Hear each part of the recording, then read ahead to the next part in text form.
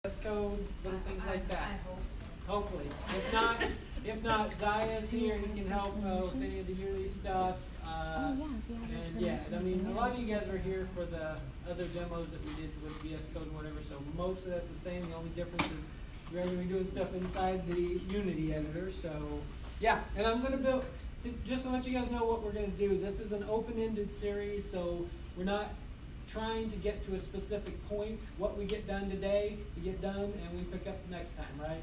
We'll kind of gauge the next ones off of what progress we made so far.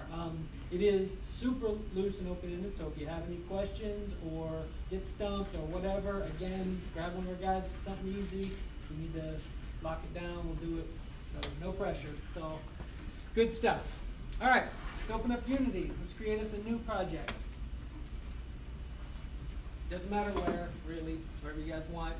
Doesn't even really matter what it's called. My name gets spout just because it's kind of what we're doing. And create your project. This will take a second, especially if it's the first time you guys have Unity up and going.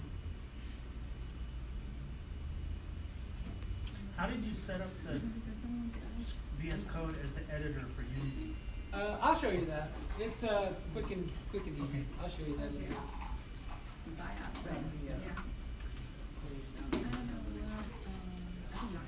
Hey Beth, So, do you know if they can use Unity on Linux? you can run it, but I've never done it, so Okay. you can't ask me. I know there's people that can code in it, but it takes some Yeah, work okay. to set up. Like you have to put it in a wrapper or something. But it's doable. I mean, people do it, but not me. Okay. That's fine. We actually need to I use think that this talks to my students. Do you have the Slack availability or where? All right, so here's Unity. Just a quick thing, if you guys want it, you can set it up however layout that you want. If you want to set it up, man, this is going to be tough. If you want to set it up the same layout as me, go up here to Window, Layouts, and Tall, right here. That'll make it sort of like this, and then you can just swish everything over so that we have the scene, which is where we build everything, and the game, which is after we get everything going, this is where we look at it, right? The other one that I recommend, the other window, is if you click on Windows and go to General. Again, sorry guys, I can barely see this. Hopefully, can you guys see this? No. Man, let's up the thing here a little bit. We'll see. Make these a little more.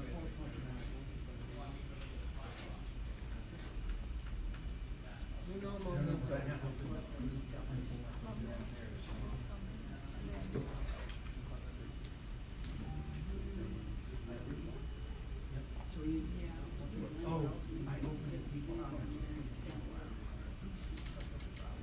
There, that's a little bit better, bigger anyway. All right, you guys see this now? A little better? See? Yes? All right, great. Wonderful feedback. Everybody with me? Yes? Yes? Yes? I'm doing Unity just personal for management, right? Nice. Yes. Yeah, you don't need anything special, and you only need the editor. If it gives you the option to download all the other stuff like Visual Studio Community, don't get that. You just need the okay, so you guys wanted to know how to set VS Code as your editor. Here you go.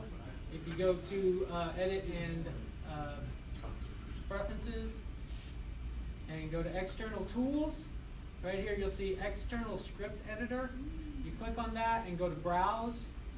Find your VS Code wherever you have VS Code installed, and I think mine's in space. No, VS Code, yeah. It'll say code.exe, and just open that, and you'll have Visual Studio as your external script editor. You probably want to do that because we're going to be bouncing in and out of VS Code. All right, everybody good? Good? Good. All right, editor. First thing we want to make, we're going to build this, just a quick little scene, and then we'll start throwing in some code, okay? So, no hello world. Now, see, you're thinking console stuff, man. We're beyond that now.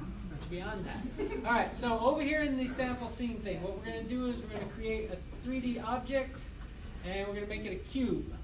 Everybody see this? Boom. You need to see where it is. You can double click on it over here. Feel free to mess around and see stuff and on the game view. All right, in the scene view, you can move around, see your cube. Got a nice little cube, right? Cool. Make sure up here in the corner, anytime you create a new game object, click on this and do reset. That's just going to make sure your position, rotation, scale, and everything is 0. So you're not, because when you create these, sometimes it'll be 10 miles off or whatever. So just make sure it's 0. And we're going to call this one, you can double click on it, or click on it rather, and rename it to ground. This is going to be our ground. Dope. Let's make our ground like, I don't know, what about like 10, and we'll go over to Z, click 10. Now we got a nice big ground. Look at that ground. Pretty blank, huh? We're going to give it some color. So go down here on assets. By the way, I don't know if you guys want to do this. I like my assets to actually show the files. So in this little slider here, you slide all the way to the left, it'll be like this instead of thumbnails. It's up to you, doesn't really matter. But anyway, we're going to right click on this and we're going to create a folder. Okay? We're going to call that folder materials. And then we're going to go in that folder. In that folder, we're going to right click on that and go to create. And we're going to create a material. Everybody with me? Cool. We're going to name that ground. All right, cool. Now, if you click on ground, again, hopefully yours isn't this ginormous, but drag this material over here, just anywhere really, and let go. And you'll notice that the shader that's on this now is ground. And the cool thing about that is now that that material is on there, if we go back into this material, when we edit that, we can make it, sorry, everything's popping up in my window over here. There we go. You can make it any color you want. Doesn't really matter. I'm probably going to go with a, I don't know, maybe like a weird this color or something. Doesn't really matter. Make it whatever color you want. I'm sorry, where do I find assets? To make the Right here. material? So right click on assets to create folder. Yeah, They make- long way. Oh. Not the long way, she has. Oh yeah. I didn't get set. No worries. Every layout's I'm different. behind. How do you No, choose no, the color take your again? time. Again, we have no agenda here. We get 2 steps in before the end of the day. Cool, with that. So, make your ground whatever color you want. Doesn't really matter. In fact, it doesn't matter because later on, if you decide you want your color something else, you can come in here and just change it however, right? Cool. All right, we got a ground. Now, Oh, all right. we're going to set up our game board, right? So what we want is to structure this. Inside of our game board, we're going to have like the ground and some walls and stuff like that, right? Because we basically want stuff to have colliders on it so it can't pass through it. So, man, that is a really ugly color, isn't it? So over here, let's just create an empty game object. By the way, just in case you guys want to know, outside of the program in Unity, every game object has a transform. That's inherent, right? Transform has position, rotation, and scale. XYZ, XYZ, XYZ, right? Just so you know, every one of them has that. So, what do we do when we create a new one? Just in case this is like 500 or some other crazy whatever, we go up here, click on this, and reset back to 0. Notice our game object's right back here in the middle. We're going to call this one, because this is actually just going to be used for structural more than anything. We're just going to call this game board. And what we want to do is we want to drag ground into game board. Notice, now we have hierarchy, right? Dope. Now let's make some walls. So we got our board, right? If I create some stuff and whatever, it's, gonna be all right. We have a collider on it. It's all good. We do not have rigid body, anything like that. So let's make some boards. Let's make some walls. So let's create a new cube. Okay, and this is inside game board, by the way. So if your new cube is not inside game board, notice I can click on this and I can collapse that. If it's not in game board, make sure it is, because these are going to be your walls. We'll name this wall. Well, eventually, we'll name this wall. And if you guys want, we're not going to do a lot with these walls outside of use them for their colliders, but let's make this wall like one up. And what our size was 10, so we'll do like -10, nope, -5, there we go. On the X, we're gonna move this up, right? So if you guys can see from the scene view, this is out here just a little bit over the lip so that we have a little bit of leeway. And we're gonna make the scale of this like, no. I'm gonna make the Z scale of this. By the way, if anybody's ever wondering, anytime you're wondering what's the axis, it's called the left-hand pointer thing. This is in mathematics in general. So you got X, Z, Y, right? Anybody ever know? Use your left hand. So X, Z, Y. So you guys know. Yeah. Y is up, basically. Z is to the right, and X is straight. So we're gonna make this 10 scale, right? And we want to make it, I don't know, maybe like 100 high, because this is gonna be our wall, right? We want this to be quite large. And then we want to move this up half that distance, so like 50. So notice we got a giant wall here. And it's ugly and it's in the way, right? I'm gonna see all the stuff on my game board. So, easy to fix. Just go over here to your wall and turn off your mesh renderer. What that's gonna do is leave our collider, which will keep stuff from going through. Notice this green area?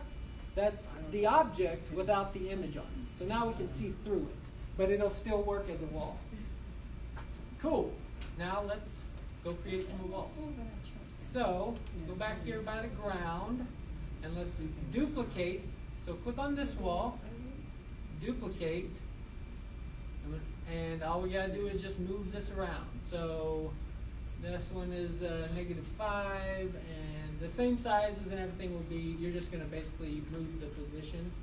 So we'll move this one to 5. Notice we still have this one and this one here, right? So if I highlight this, you can still see the wall.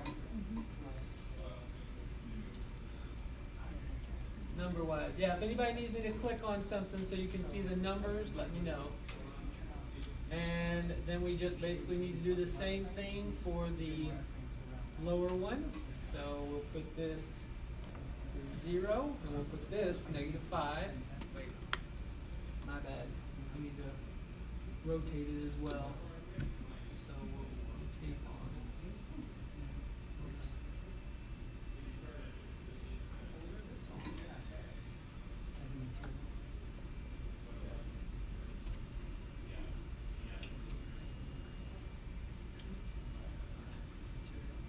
So now we want to make this scale 10 and make this 1. Can you read off those numbers? Sure. Hold on. Let me highlight all of them so you can see what we're doing here. Oh, so it's just that one wall? Yeah. So this wall is going to have 50 Y for the position, -5 for the Z. Scale is going to be 10, X, Y 100, Z 1.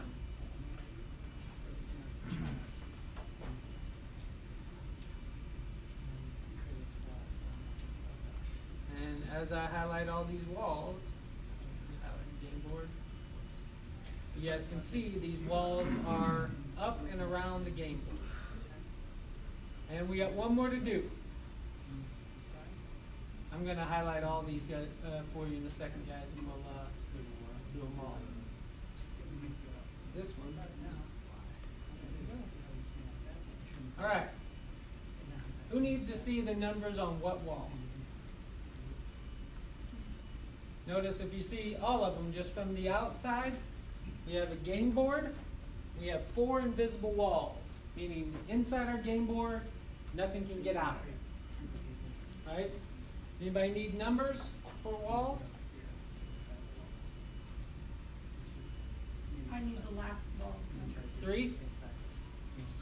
Notice the scale on this one is different than the first 2. Did you go to wall 1 afterwards? Do I have a what? Can you show wall 1 after that one? Sure.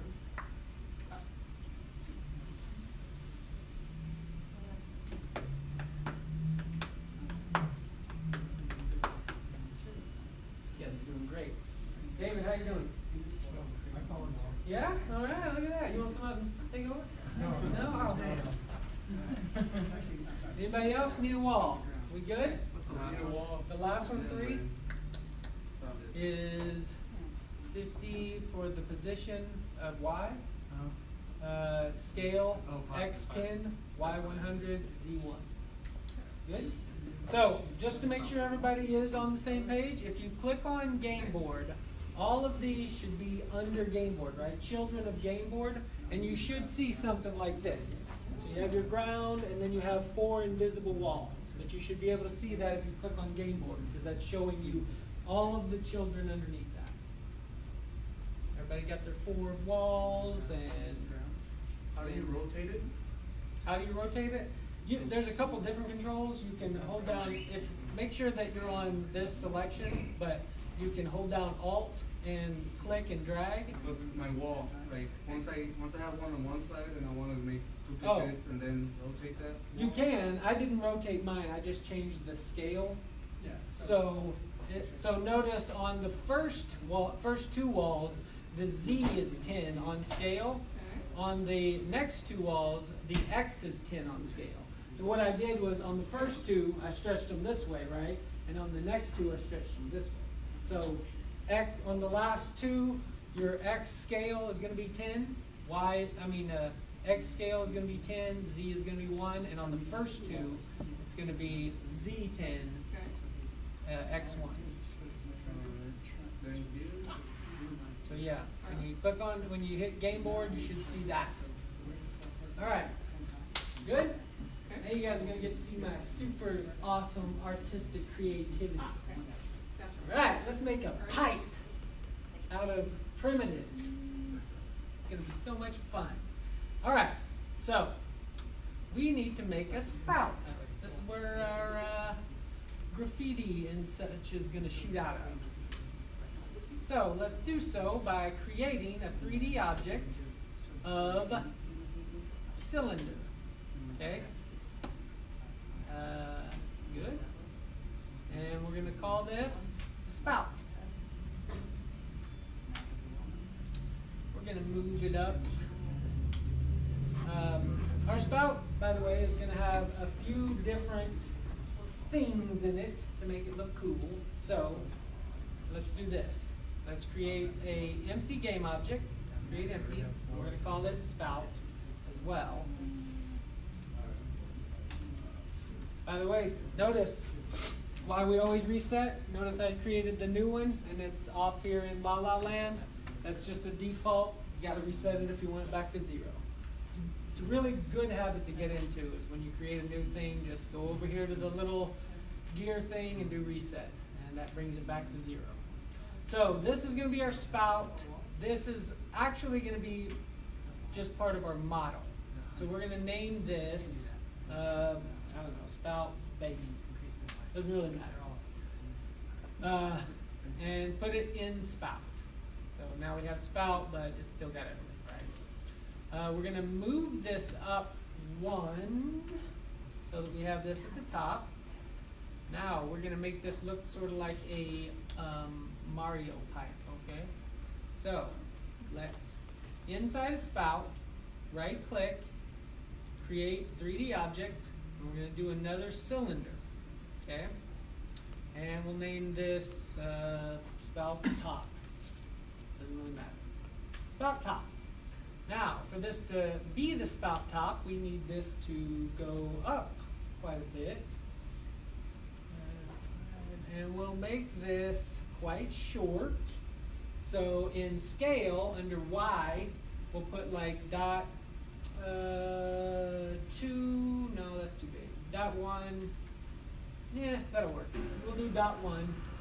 And we need to place this, it needs to be a little bit bigger than our previous one. So we'll make the X scale 1.25, no, we'll make it, yeah, 1.25. And then the Y scale as well, 1.25. Notice we're making a pipe, right? This is just a little bit bigger than the other one. Looks like a pipe, right? Okay. All right, cool. Now, we want our pipe to have some color, right? So let's go to the material folder and let's right click in there and create a material. We're going to name that material pipe. Oh. No, spout. Works for me. Whatever. Doesn't really matter. Spout, pipe. Alright, and now we need these two things, and actually one other, but we'll do that when we do it. We need these two things to be have this material on it, right? So, and you can get away with this. If you select these two, go down here towards the bottom, notice it just has the default material on it, right? But you can drag this down here, let go, and it'll put it on both of them. Notice now this one has the spout one and this one has the spout one, which is good for us because now when we change the color of spout to the obvious color, which is green, right? Right? Mario, Yeah. come on, this is spout, right? All right. You guys are hard to sell here. All right, so we'll go with some kind of green here. Doesn't, again, go with whatever color you want. Doesn't matter. And we have sort of like a something that is a little bit high. So let's move this down. Let's move this top down to like maybe 1.1. Yeah, that'll work. Everybody know how I did that? If you click on the spout top, you can control the position, right? The Y position, again, up, down. Drive that down to like 1.2. Again, doesn't really matter just because, you know, whatever it looks like.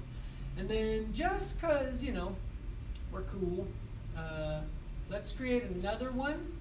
So right click on spout, do 3D object and a cylinder as well. We're going to move this one up to, I don't know, 1.25-ish. And we want this one to be really, really, really thin because we're just faking an opening here. So like 0.1, or actually let's go 0.001. There we go. Something really, really thin, right? And we're going to create a new material. We're going to call this, so right click, create material.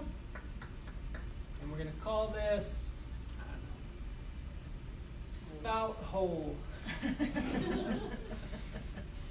Name it whatever you want, I don't care. Spout hole. All right. And then let's also name our thing appropriately, spout hole. And we're going to drag this spout hole up to this one item, because this is going to be a different color than the other part. And what we're going to probably do is make this like black.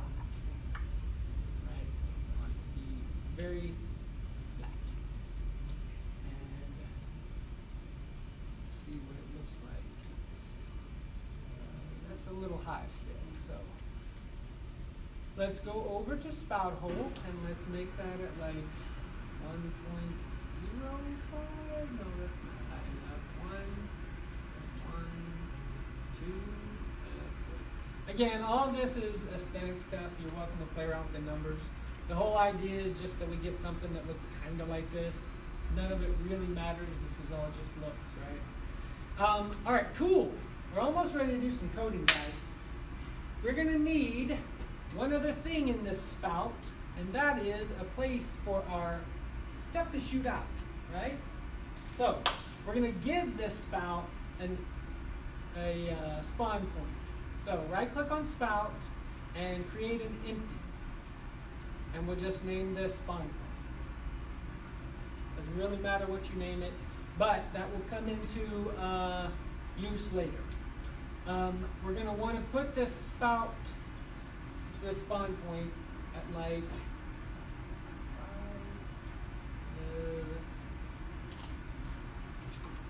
what we want it to be is like, yeah, that's about right. We want it to be just at the top of the spout, because all the stuff that we're going to be making to shoot out of this spout is going to instantiate there.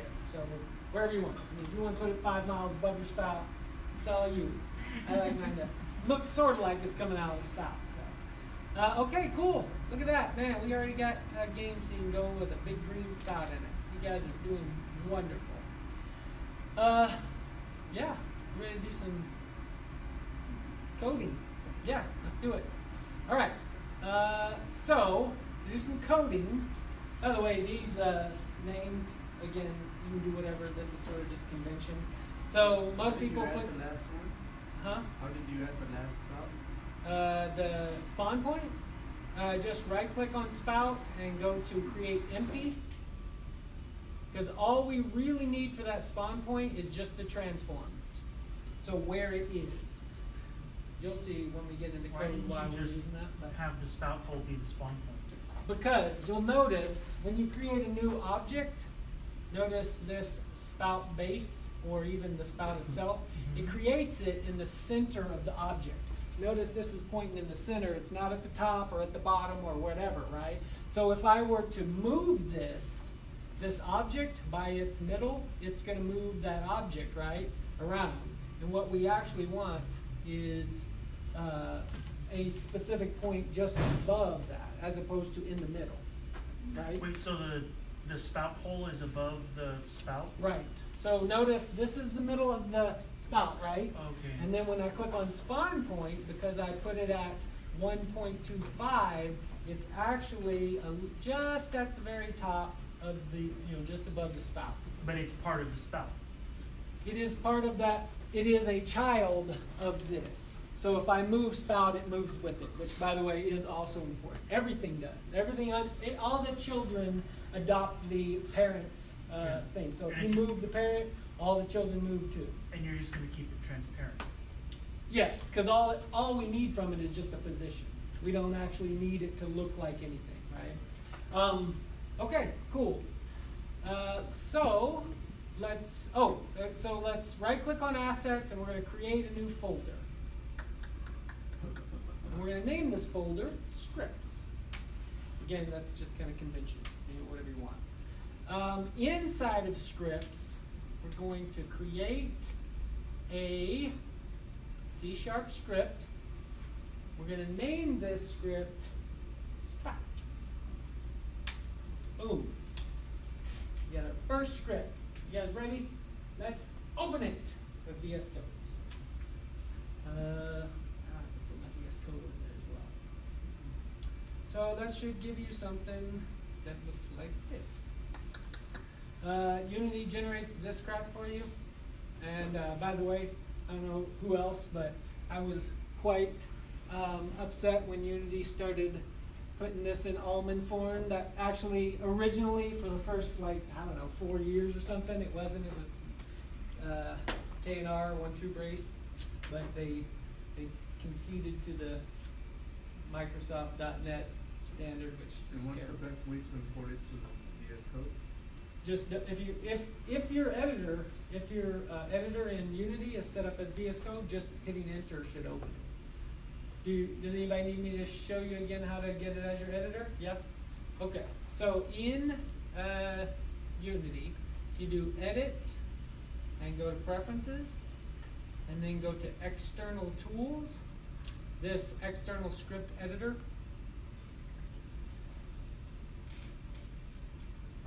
You won't have it by default in the option. So when you click on the drop down menu, it won't be there by default.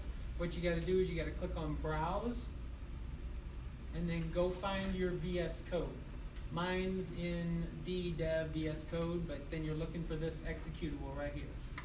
So when you click on that and open it, then you'll have VS Code up here. If you don't know where VS Code is installed, you can always look on your shortcut.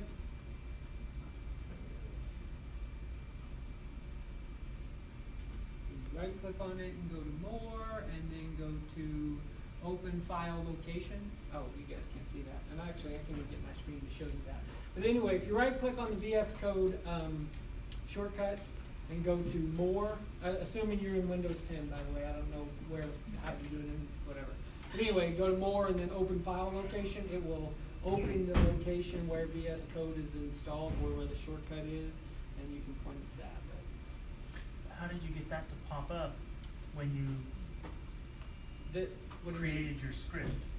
VS Code? Yeah. Well, that's what you're doing here, is you're saying, when I open a script in Unity, I want to use this editor to do so. So Okay, that's so- why you're in here, you're setting it to VS Code so that I can hit enter on a script and it'll automatically pull it out in VS Code. Where did you hit enter? In the script itself? Yeah, Like right, in the- literally right here. So if you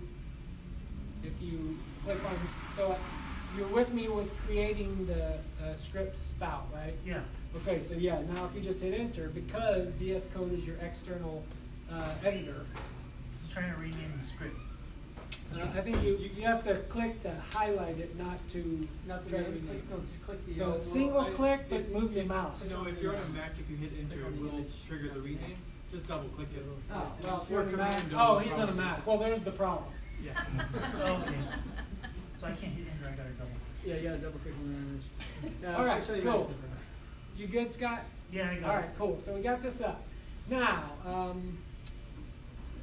what do we got to do here? What are we going to do?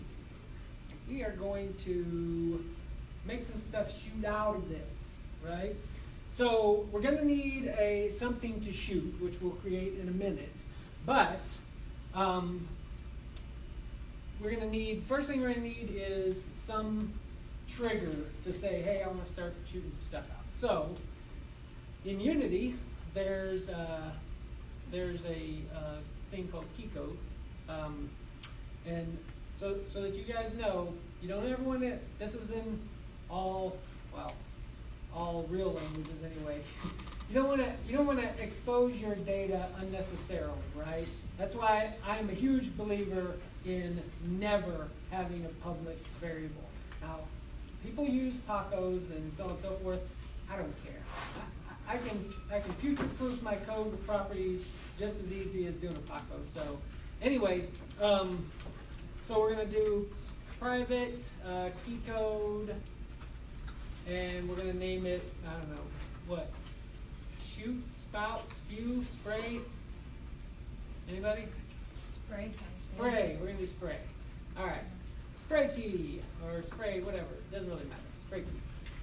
Now, so, remember, this is not exposed. You're learning C#, by the way, and some other higher level stuff too, but private, right? Private key code, that means I'm not exposing this to anything but this class. But I do want Unity to be able to see this. So fortunately, we have a tag for this, and that is Serialized Field. And what this means is my data is still private, so no other external symbols in it, but I'm exposing this data to Unity, which is a good thing, and I'll show you why. So let's go back to Unity. Everybody got this? That's pretty simple so far, but we're going to do more with it. So let's go to our spout, and we're going to drag this script over here, and you'll see it pops over, right? Now, remember I said exposing it to Unity? Now, because we exposed that key code to Unity, we can change it in here. So right now, it's not set to anything, right? But if I want to change this key, spray key, to space, say for instance, now it's changed to space. This is using your C# and the editor together. So now using my editor, I can change stuff rather than going back into code. Say I want to change it, just playing around. Well, does space feel better? Does inner feel better? Does whatever? Instead of going back to the code and changing it every time and finding a way, I can do it through Unity. So, yeah, we're going to leave just as default. We're going to leave key code space. We're going to leave that as the default, but we can change it up later or whatever. The point is we have that option. All right. So now we get into some of the other stuff of C#. By the way, just so you guys know, some of the stuff will be we have a really diverse crowd of skill set, right? Like some far on masters and some brand new. We're gonna kind of like thread that needle, right? So some of the stuff may be super, high. Just say, hey, hold on a second. If it's boring you, well, then you hold on a second.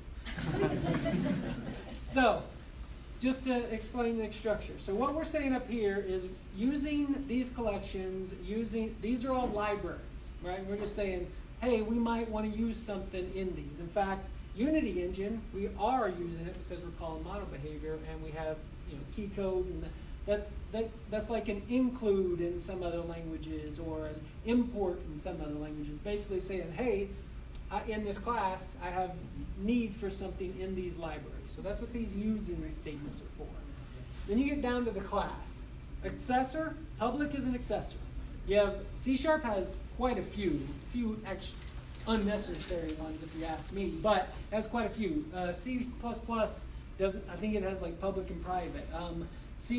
Java has a few different ones, but I think they have public, private, and protected. C++ and then, has protected also. yeah, right. C# has internal, which means it can only be accessed inside this assembly. It also has protected private, and you're never going to use any of those. Don't worry about it. Internal, public, private, and protected is what you'll use 99.99% of the time. So anyway. So that's what we're saying. We're saying this class is public, so anybody can use it, anybody can access it, need to. And then this is we are inheriting mono behavior. Mono behavior is from the Unity engine. So you'll see later on as we get on, you can inherit from one abstract class or one base class and infinite interfaces. I will explain the constraints on that as we get further along in this course, but just letting you know as a tidbit. Infinite interfaces, one base class. We are inheriting from mono behavior, which gives us access. Here's our class name, Spout. Mono behavior gives us access. So what happens in Unity, any game, actually just about any program, by the way, is you have a giant loop, right? And it just says, all right, I'm going to go down here, and I'm going to do everything inside this loop, and then I'm going to go back up to this stuff. And until that ends, my program's going to run. If you run Microsoft Word, it starts a loop, and it says, until this is closed, I'm going to continue running this loop. And whatever stuff that they put in there, it'll get executed, but that's inside that loop, right? Unity does the same thing. It runs in a loop.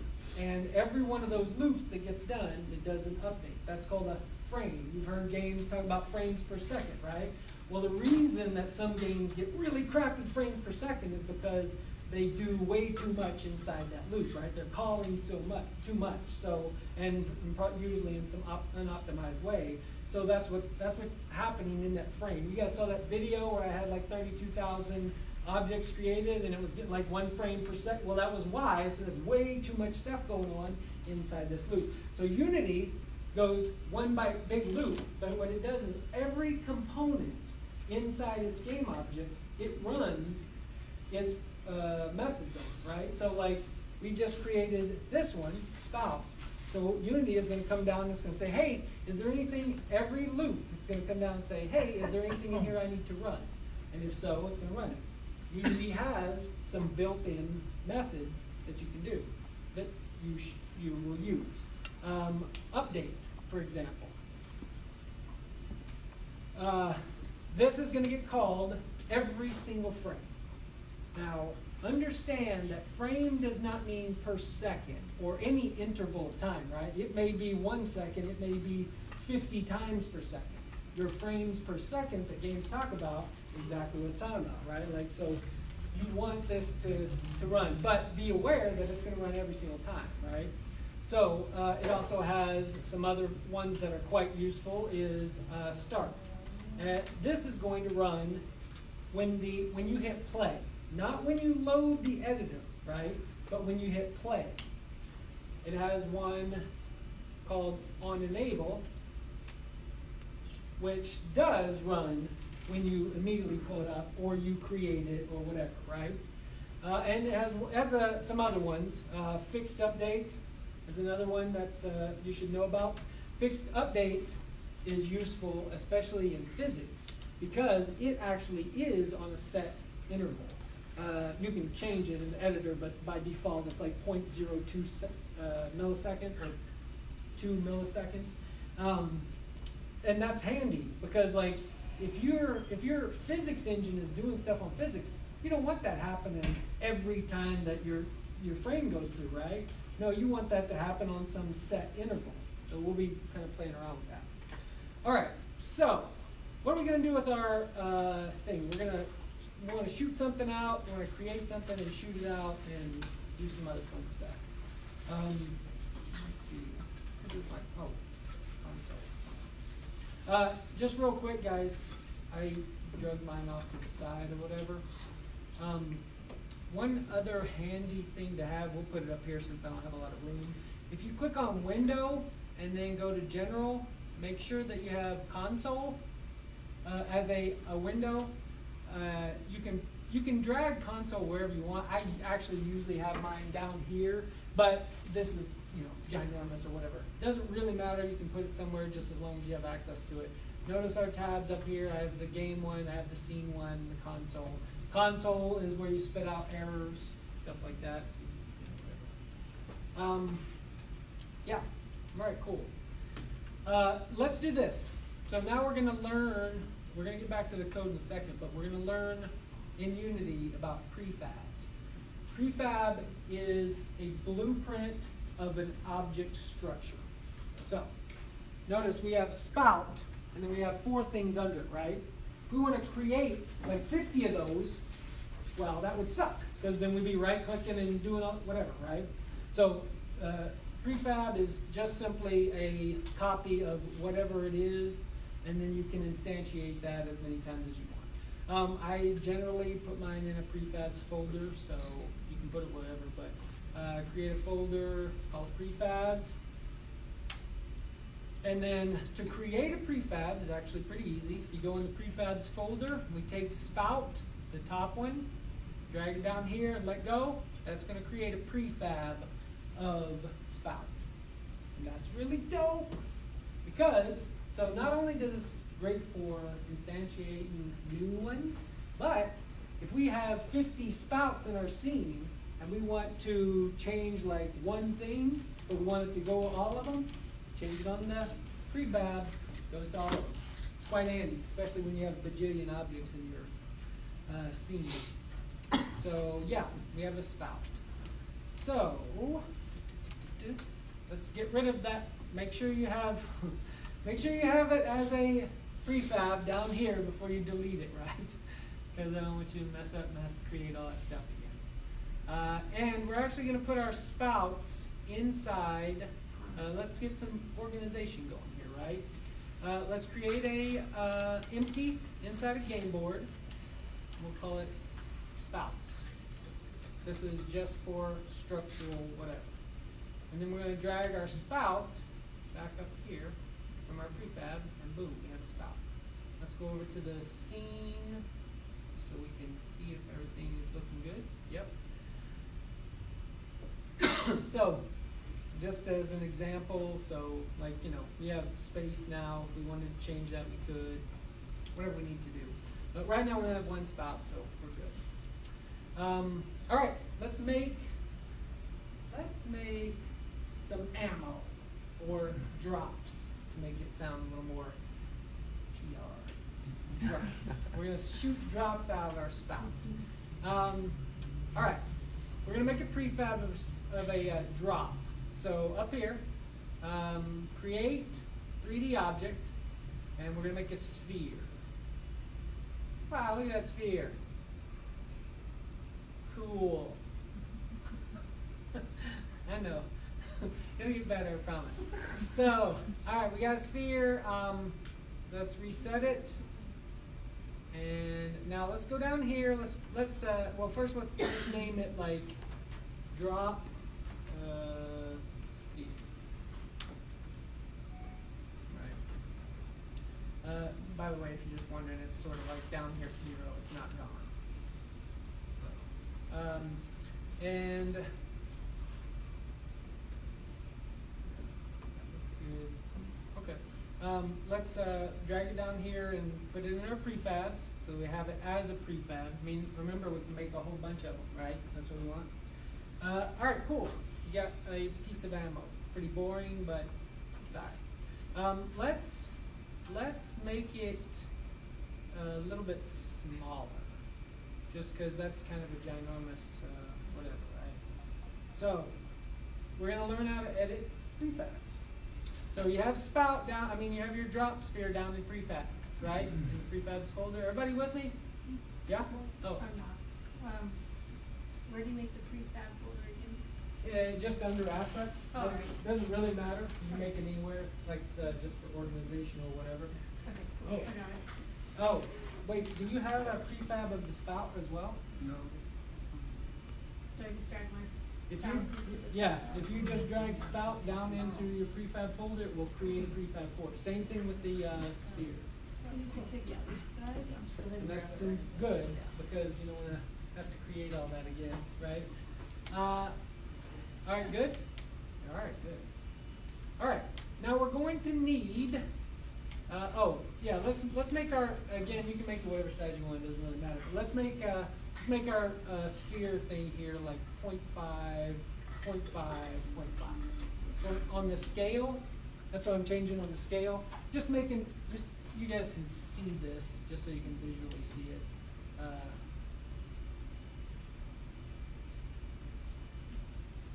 Yeah, just that, looks a little bit, and that's right where my, you can change like this the if you want. center of your star. The directional light doesn't matter the Y position, so you're welcome to put that at like 50 or something, just to get it out of your way. It doesn't really matter. But anyway, so that looks a little bit better, right? Like 0.5, whatever. Cool. So yeah, do that. Make sure you do that on your prefab, right? 0.5, 0.5, 0.5. All right. Let's shoot this thing out. Let's shoot this out of our deal when we hit our space button. I mean, our airspace button. So what we're gonna need is some link to this object, right? Just like in any creation of an object, right? We want something to reference off of, right? Like we create objects from classes. Same deal. We need something to reference it. So we're gonna do private game object, and we're going to call this drop prefab.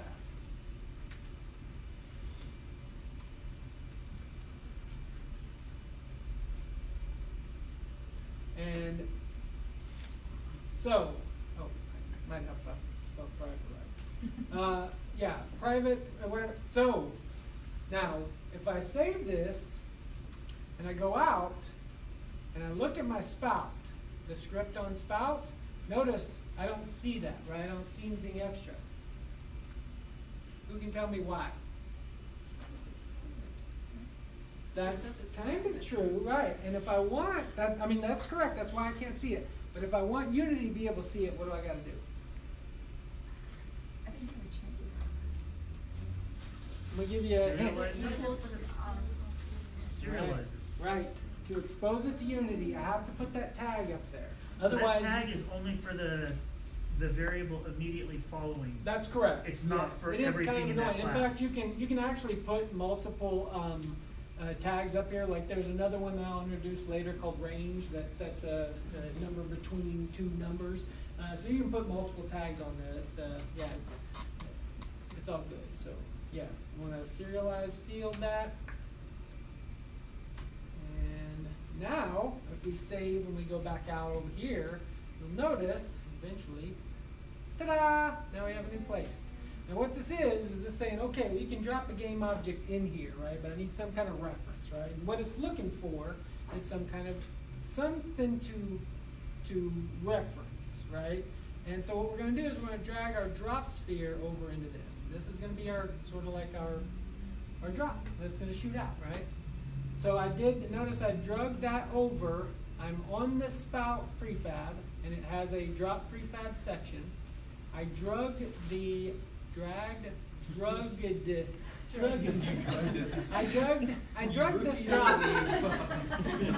it a roofie and sent it over there. Send it on over that spout. All right, so drag the drop sphere over to spout in this section, right? And now what we're doing is we're giving it reference to that drop sphere. So, everybody good with that? Carried over? All right, now we're going back to the code. Now, so we have reference to our drop prefab. We know when we hit space, we want that to shoot out, right? So what we're going to do is up here in our private void update, okay, we're going to say if, we're doing some code now. Everybody got the private void update? Yes?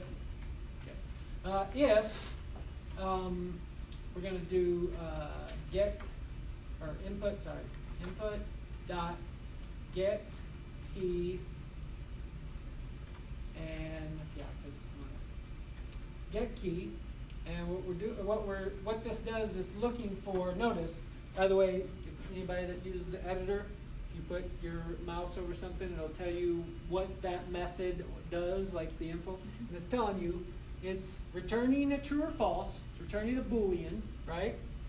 And it's looking for, the parameter that it's looking for is key code.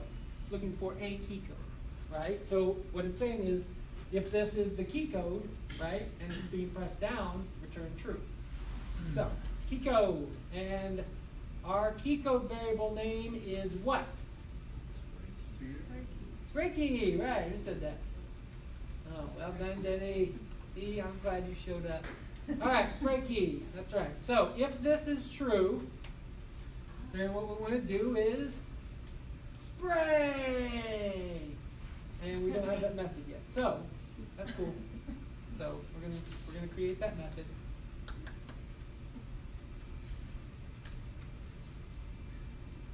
Oh, why did it lowercase things? Oh man, don't it? Oh, by the way, just so you guys know, convention-wise, some difference between JavaScript, Java, C whatever. C# is Pascal case for public and camel case for private. So notice well, you can see right here. Notice the private variable name, camel case, right? The method names are going to be capitalized. Same thing with properties. If your properties are public, they'll be capitalized. Pascal case is the name of that. So a little bit different. Me and Fox have nice debates on whether or not Pascal case is better or not. I actually see two sides of it, but man, Pascal case looks so pretty to do. Like, I like capitalizing my words, right? Like, I don't know, it's kind of OCD thing. But anyway, C# it is, convention. By the way, it is convention. If you totally camel case those methods, they work the same. It's just convention. But, you know. Don't be like you will laugh. Don't be that guy, right? Like, right. You be that one person that gets hired onto some team and like, I'm kind of that guy whenever I insist on K&R, and everybody else, drives me crazy. But anyway, all right. So right now we're not doing anything, right? Just got to empty whatever. So we're saying if the input key is the spray key, then do something, right? And so what we want to do is we want to say, okay, spray has been called. We are going to create a instance of this prefab that we have. So we're going to do, just so you know, we're going to do a few things to that. So the type is game object. We're going to call it go equals, and this is a method that's inside model behavior. Instantiate And what it's looking for, again, love IDEs, right? It tells you exactly the options they have. You're looking for an object, a vector 3 position, a quaternion rotation. Yeah, as a game dev, you will learn to hate quaternions with all of your worst things. Always steal someone's code when it comes to them. Much better, much easier. But anyway, so what we're gonna pass in here is our reference to our prefab, right? So we're gonna create a prefab. Now we want to put that, notice it's asking us for the vector 3 position, basically what position. Now, remember, we put that extra game object in there where we want our stuff to spawn, right? So we're gonna need reference to that. So let's go back out to our spout and, go back to our code and let's create another place for our reference for our spawn point. Serialized field, again, we're going to make a private transform. We're doing transform instead of game object because we only need the position. It actually, It'll pick the transform off of the object. yeah, you could totally, here you could do game object and then get the transform off of it because as a mono behavior, they all have transform, but we're trying to be explicit here, right? All we need is the transform. And we're going to spawn point. All right, cool, save this. Let's go back out here and actually, You have to add spawn points yeah, to the. just, you can comment this out for a second until we get our reference. Go back out here, notice we now have a spawn point, right? Now, you're gonna learn how to edit. By the way, anybody that's just getting into it, be so thankful because we didn't used to be able to edit prefabs this way, nested prefabs, and it is a godsend. It's so much better now. So if you double click on a prefab, what that does is it puts you in the edit prefab mode. Notice this is telling us what prefab we're editing, and now we're editing this inside the prefab. We can have these all nested and everything, kind of glorious. So what we're going to do is we have our script over here, and we're just going to tell it this is our spawn point. So we drag that over, sweet, got it. Now just exit out of here, click on this thing, and you'll notice we now have reference to that spawn point. All right, let's go back to our code. Now we have reference to our spawn point, right? Boom. We're going to put that in as the transforms position, spawn point, position, and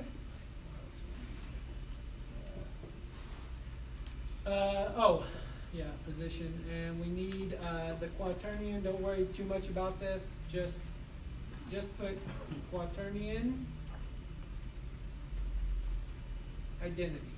That's basically just zeroing it out, saying I don't really care what the rotation is. Just send it. Send it. All right.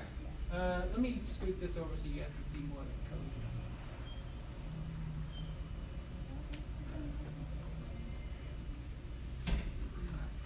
You guys see this? So we're going to instantiate, which basically means we're going to create a new game object in the scene. We're going to make that a copy of the prefab, right? We're going to put it in the position where spawn point is, and the rotation doesn't matter, it's just zeroed out. So think about that. As we spawn this, it's going to say, okay, I got a new one of these, stick it here. Not do anything with it yet, but just make this and stick it there at the spawn point. In fact, if we save and we do play, I think we probably will get a ball that just pops out there and sticks. Yeah. See there? Whoa, man, now we got a bunch of them. Whoa, look at them. Whoa, I know you can't see them because they're all in the same position doing nothing, but it's there. By the way, just so you guys know, Unity guys, anytime you do anything, whenever you're in play mode, which this is a new install, otherwise I'd have this colored a different color, but anytime you do anything in play mode, when you get out of play mode, it goes back. So I could delete the entire scene if I wanted to, and just get out of play mode, it'll go back to where it started. So Just, what? Can you restart the scene and hit space again? Sure. The important thing to be careful of though is because a lot of times you'll get something going and you'll forget you're in play mode and you'll do a whole bunch of crazy stuff and then you'll click, oh, it's all gone. So that's why you can change the color of when you're in play mode or not. It's a really good idea to get an obvious color, like mine's like bright red. I'm in play mode. This stuff doesn't stick. I've done that with CSS and went in the dev tools. Oh, yeah. I'll change multiple things and then forget to like actually move them. Yeah. over. Yeah, Fox, so you asked to play again and then hit Just hit space once. yeah, space. Well, so you notice it's creating a bunch because the difference really is, fast. if we do get key down Ah. as opposed to get key just basically says, Up and down. is it down? If it's down, I'm going to continue to do this. If it is not, then whatever. You can do get key down and it will be once per hit. So basically, was it pushed down during this frame, so on and so forth. We'll probably actually do a combo. In a minute, I'm going to do an auto, or in a little while, I'm going to do an auto creation thing or whatever. So, yeah. All right. So we got a thing being created. Now, we're going to want this thing to do something, right? Like not just spawn and stick there. So what we need on our drop sphere is we need a physics component. Basically, we want to be able to say, hey, if I throw this thing up in the air, I don't want it to just stick there. I want gravity to say, hey, come down, bounce off this thing, have a certain amount of mass, have a certain velocity, so on and so forth, right? So in order to do that, your drop is going to need what's called a rigid body. So if you click on your drop, go all the way to the bottom, and click Add Component, and type in rigid, you'll see it. Make sure you do rigid, rigid body, not rigid body 2D. Otherwise you can get some funky effects happening. So rigid body, we can leave everything as normal. I mean, we're not going to do anything crazy with it. But just so you know in the future, you can change your mass, change your drag if you start making. So click on Drop Sphere, and then go to the very bottom, and you'll have Add Component. And then do a search for Yeah, this is in the prefabs, by the way. Click on Drop Sphere, and over to the right, go all the way to the bottom, you'll have Add Component. And then in there, type in Rigid Body. Make sure you do Rigid Body, not Rigid Body 2D. Add it on. And so, just so you guys can see real quick what Rigid Body does, now that we have it on there, if we click play and we take a couple of these, I don't know if I'll be able to drop it directly in there. Here, let me, yeah. So as you can see, the little balls rolling It's around rolling now. around.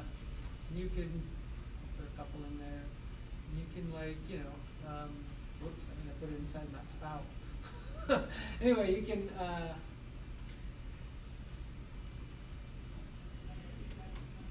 like move it around, and if you raise it up, it'll drop, right? Point. So yeah, basically it just gives it physics, right? Like an object. So, cool. All right, now we have something that will do something.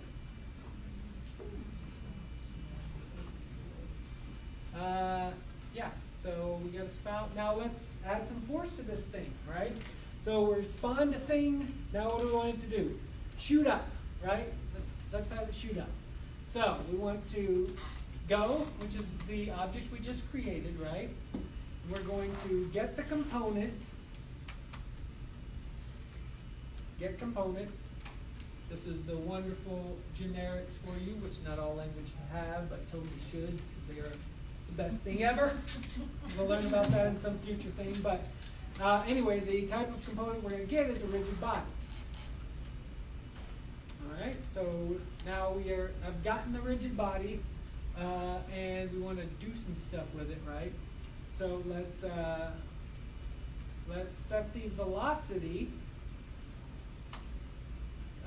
directly up. Why not? Just for now. Let's set the velocity to velocity. By the way, just so you guys can see, you put your mouse over it. It is a vector 3. Vector 3 just means it has 3 numbers in it, 3 floats or 3 units. X, Y, Z, right? Yeah, okay. So it's looking for, and remember, velocity is not just a direction, but it's a direction and a speed, right? So if we do, 1, 5, 1, that's gonna shoot up in the air at a fairly good velocity. We're gonna make this all changeable in the future, but for now, let's just shoot this up, right? So what we're gonna do is we're gonna get the transform of the object that we're on, and we're gonna access its up, right? As opposed to the world, right? In the world, this is always up, right? But my up, if I'm doing this, is this way, right? So you get the idea. If I lean the pipe over this spout, we call it a spout, right? If I lean the spout over and I'm shooting this velocity, it's gonna go this way as opposed to always this way, right? So that's why we do transform up instead of vector 3 up or world space up. And we're gonna multiply it by, I don't know what, let's, Time dot delta. no, don't listen to him. We'll get into time dot delta time later, but you'll see. Just for giggles, right? Let's do 5.0 F. F just means the float. You could leave it off. I just like to be explicit. Yeah, float. You guys know what float is, right? Right? Do you? Decimal number, Yeah, it's a decimal number. Sorry, I forget that most everybody's JavaScript developers, and none of it means anything. Does it have to be float? No, but I mean you could do double, but there's no reason for that level of It precision. can't be like an integer though or something. It could, if you wanted to. I mean, it doesn't really matter. I mean, you're multiplying it by whatever, so this is definitely going to be in like float form, but it doesn't really matter. Like if you multiply it by 5, it's going to be 5 of whatever's in. I just wanted to make sure that there wouldn't be like a crash error or something if you use the wrong data It's type. all But you good. can't do a string. You could not do a string. That's right. This is a strongly typed language. You So it could has to not be do a numeric. string. Yes, this is not JavaScript. You cannot pass in a function into this as a named whatever. Okay, I'm getting close to time. Okay, let's just see what happens here. I'm not 100% sure, but let's find out. Click play, hit your space bar. Wow, look at that! Man! Look at all those balls bouncing around. That's pretty fun. All right, cool. So let's do this. Just so that we get a better view, let's change our camera around. So let's maybe do the back. Let's do like maybe 5. Let's see. You can see the game preview, by the way, over here. Let me play around with this a little bit. We'll go 5 and rotate this like 35 maybe. Something like that, maybe a little lower. You guys can mess around with it a little bit if you want. I've got 5 up, -5z, and 35x rotation. Yeah, we might back it up a little bit more. Let's do minus like 8 maybe, and rotate it like 25. We're gonna be able to see what's happening. You guys can play around with your camera however you want. By the way, just if you ever want your scene thing to, this is handy, especially for the camera. Because anytime you double click on something, it will focus on it, but it'll be to its position. So like for instance, if I double click on the camera, it's gonna be like this way out here. But what I actually want is whatever the camera is looking at. So if you go up to game object and you do align view with selected, it's going to stick your scene view the same thing as your camera view. It's kind of helpful. So let's just real quick, just make sure our camera looks okay in our game view. And you notice it's hitting our fake walls, right? You guys see that's why they're not just shooting off into La La Land. And the resolution on this is ridiculous, right? Like you can actually see pixels on the dots. Yeah. So anyway, yeah, all right, that's cool. We got some stuff. Now, let's do something. How much time we got? What do you think? We got about... It's up to the group. Do they want to go? Anybody want to keep going? I want to colorize our balls. Now, that's going to be cool, right? Right, let's do it. All right, so let's see. I will probably change this up next week because I have like a full-on color thing, but just so that we can get sort of like a random color, let's go... oh man, I want to do this the best way, but we don't have time. We're going to do this the quick and dirty and silly way. Yeah. All right, so we're going to need, let's do go, let's see, what is our drop sphere has a, I don't think you put it there. oh, we have a default. All right, let's make us a drop material. Who said that? I'm following You along. already got I'm it. not typing, You but got I'm it, watching. man. They got it. All right, let's. April got us. So let's make us a go to the materials folder, right? And then let's make us a new material. We're gonna call it drop. New material. We're gonna call it drop. And let's go back to our prefab. Click on our drop sphere. Scroll down to the bottom. And then go back, while we have this selected, we're going to go back to our materials and drag drop down here. Boom. And then you should see at the bottom, drop, you should see now your shader is dropped. Good. Jenny, you good? No? No. So it's a little bit confusing because you gotta like click on the prefab and then go to the materials folder. There are other ways to do it as well, Yeah. but so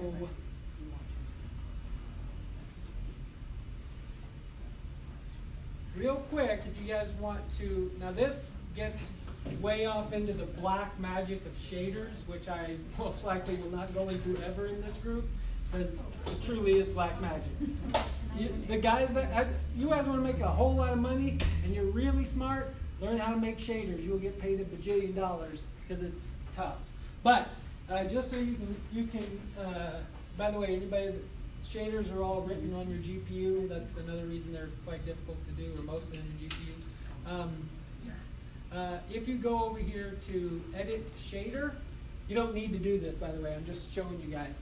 The properties that you'll see in here, anytime you ever want to start editing like colors or anything like that, go check out whatever shader you're using because it will show you the various options that you can change. The ones we will be doing is underscore color and then underscore emission color. But we'll do that in code. But just so you guys know, you can go see all of the different properties that shaders have. And some of them are quite advanced.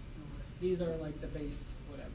So anyway, so we know we're going to change color, underscore color, and emission color. So first thing we got to do is get access to that shader. And we're going to do that by get component, renderer, way down here. Could have just typed it out, but coders are lazy, right? Renderer. So that everybody knows syntax-wise what all of this is doing is saying, okay, here's my game object. I want to get the component on that game object, looking for the type rigid body. Same thing with here. This is my game object. I'm running this method, get component, looking for this type, and that's returning the renderer. So now that I have the renderer, I can set color. Set color. Set. Oh, I'm sorry. Dot material. Typing is hard. Dot set color. And what we are going to set in here is that one that we saw, the underscore color, right? And then it's looking for a color that we're going to randomize in just a second. So yeah, just for now, I'll put color out red or something. It doesn't really matter. We're going to change it in just a second. The other one that we want to do is, by the way, this is poor practice. Never repeat yourself, right, when you're coding, but we're repeating ourselves, so it's okay. We're going to let it slide this time. The other one that we were looking for is emission color. Emission color. Okay, so now we need to make some random color, right, to do this. Now, so color has RBGA, right? Red, green, blue, alpha.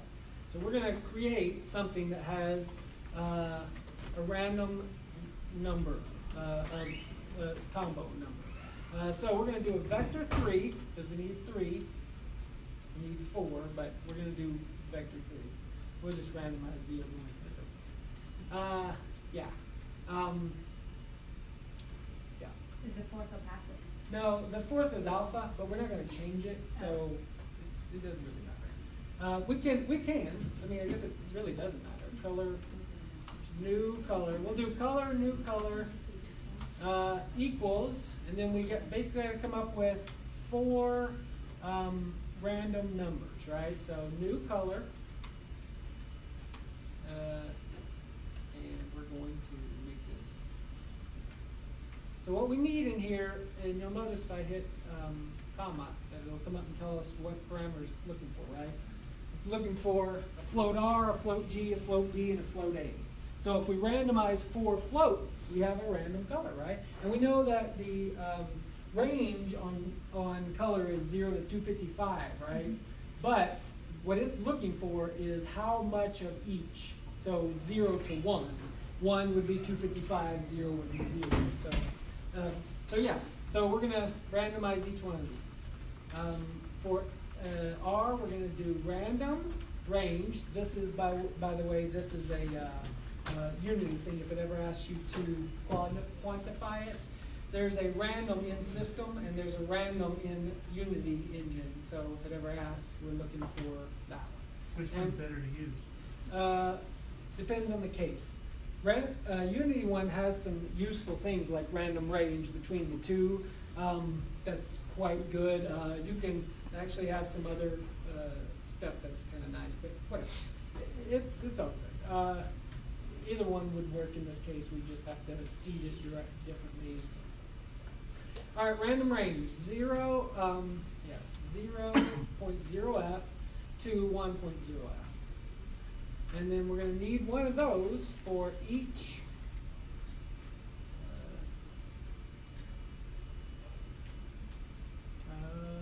yeah, see, this is what I was saying.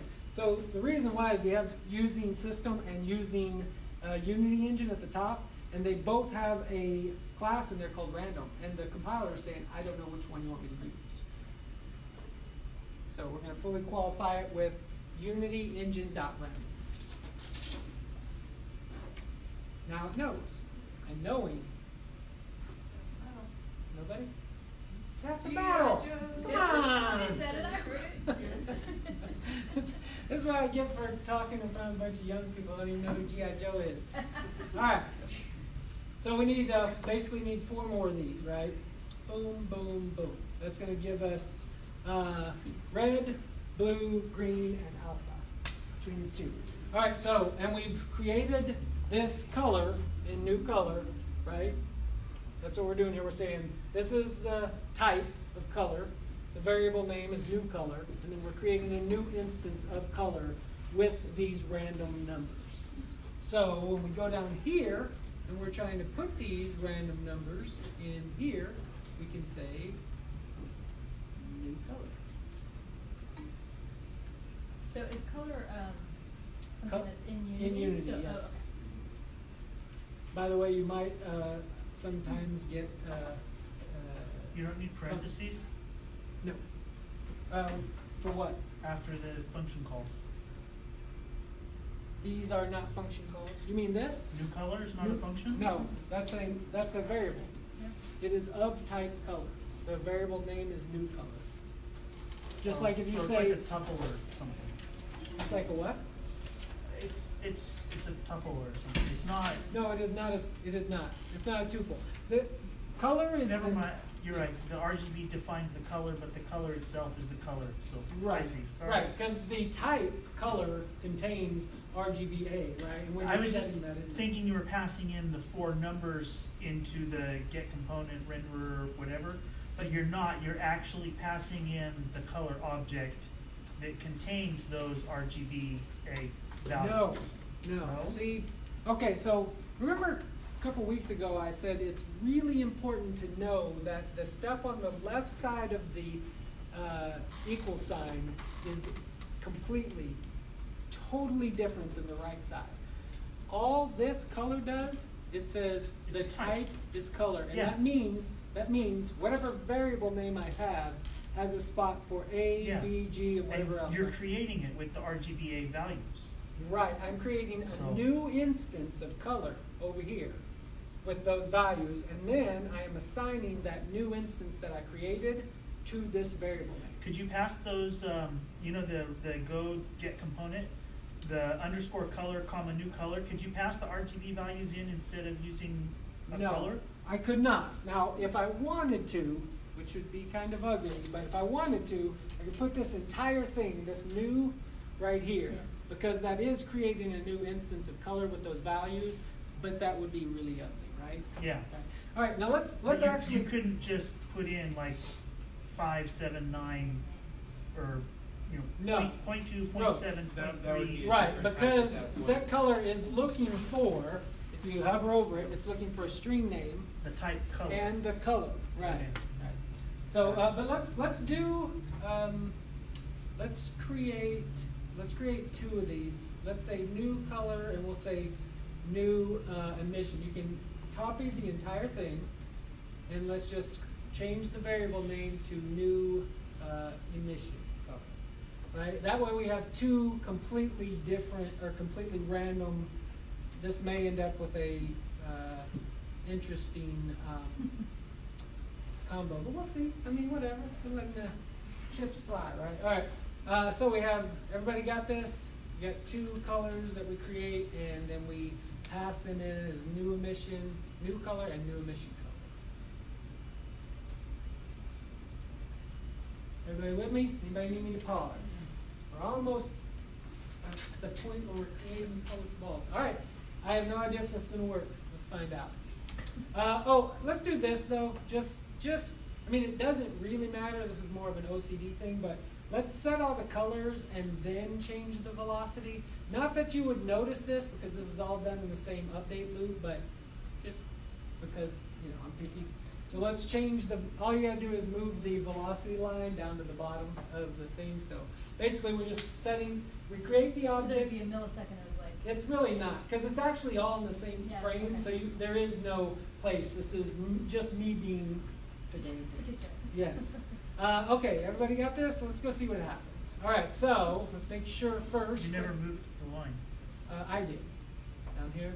Oh, Yeah. never mind, I didn't see it page. That's all right. So let's just click on our console, make sure we don't have any red. Yellow doesn't matter. You're going to get a billion of those eventually, and Unity doesn't really matter. Make sure you don't have any red, because red is compilation error. So we don't, which is good. So we click on play. We have our spout and our scene. Oh, it's so cute. Let's see what happens. Oh, look at all those color balls! Ah! It's great, isn't it? I'm telling you. You know what's wild is I'll totally write some amazing mechanic that is like the physics in it are just awesome, whatever. But I do it in primitives like this, right? So programmatically, it's a genius. And I show it to the wife, and she's like, "Well, yeah, but it's just colored boxes. I mean, so, all right, that's pretty cool. So we actually have quite a bit lined up. Some of them are after this. coming out at kind of an angle. They're because- not. Actually, they're running into the other ones. So, Okay. yeah, it's just that they're coming out so fast that they're colliding with the other Oh, I didn't balls. know if it was Yeah. instantiating them all If of I them like with the just same get up one value at a or not. time. Yeah. It's just, it's just quick. This, by the way, notice we have, I don't know, maybe a couple hundred in here. The other day when the in-laws came over and I forgot that it was on auto run, 32,000 I had in their box. Yeah. So this is cool. So remember I said you can change prefabs like on the fly and whatever. So while this is going and whatever, let's go over here to our prefabs and let's make these like, I don't know, itty bitty, like maybe 1.5. 0.15, 0.15, and 0.15. These are going to be tiny, little bitty whatever. Except you're in play mode. Look at that! Wow. If you change things in the asset folder in play mode, they actually take effect. Oh, Yeah.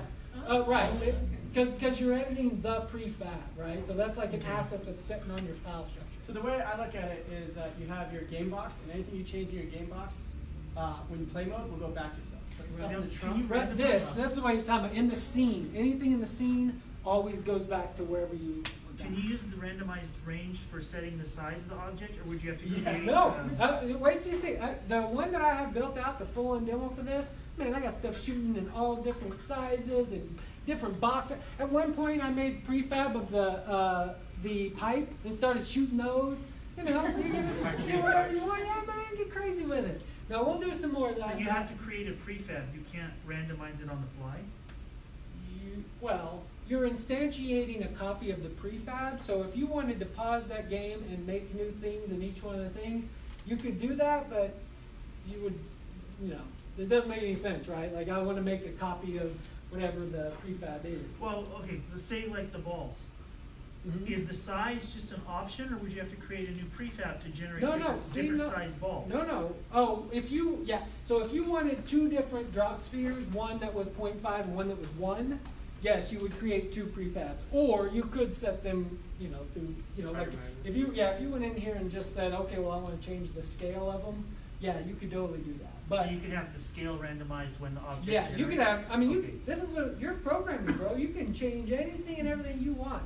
You can get crazy with it. Just wait, you'll see. I got bouncy fans and everything on the next one. So the number one thing that's affecting it is the collider, which is the sphere collider. The mesh, the actual image you're seeing doesn't matter. So as long as that collider stays the same, you can put the 2, and it will still act as the ball. But it will look funny, right? It will Like, look so funky, yes. if I scale out, just as an example, in fact, I'll do it.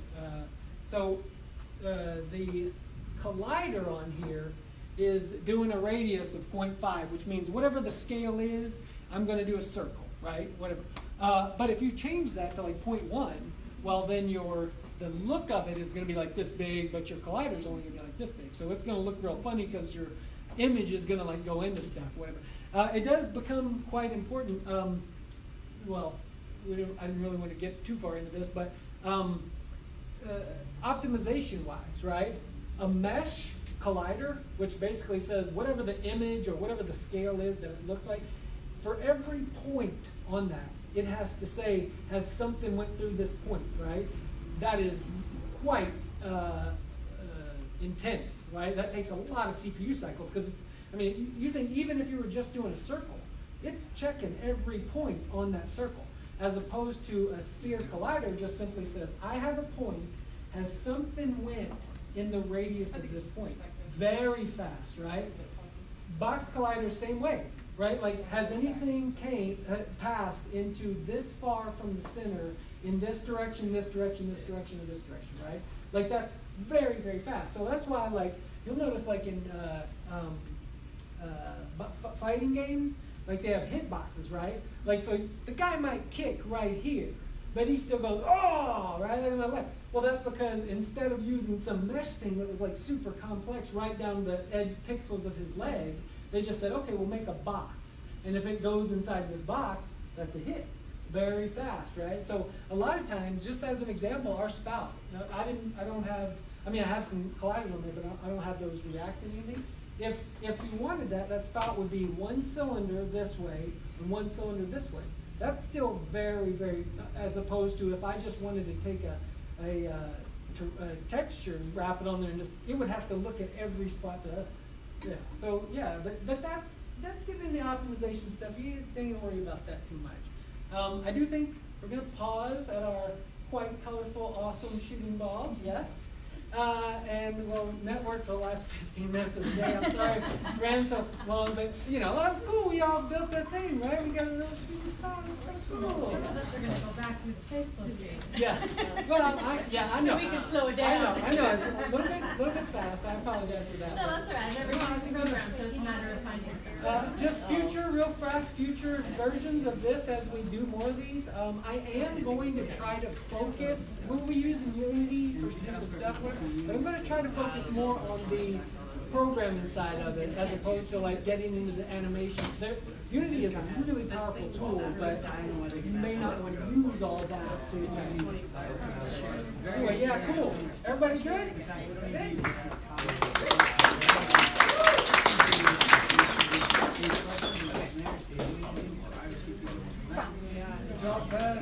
Hey, you guys make sure you create a repo and throw it in there. That'll get you quite a few business. Great. And